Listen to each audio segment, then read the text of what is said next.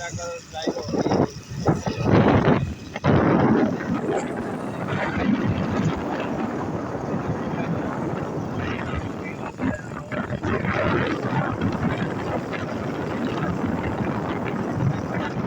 मौसम है जी, बादल बने हुए हैं और ठंडा ठंडा मौसम है। इससे पहले बड़ी ज़्यादा गर्मी थी, बहुत ज़्यादा जो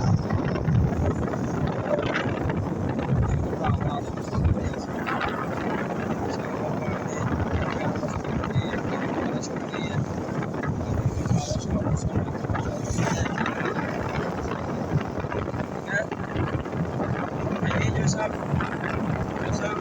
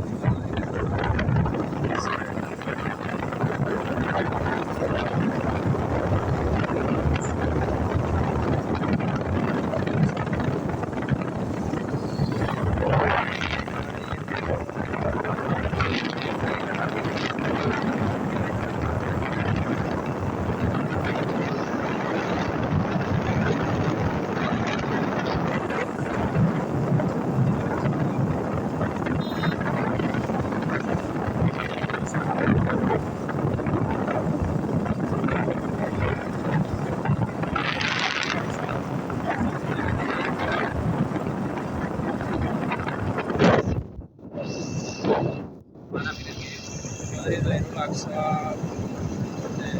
Shaka Sahib,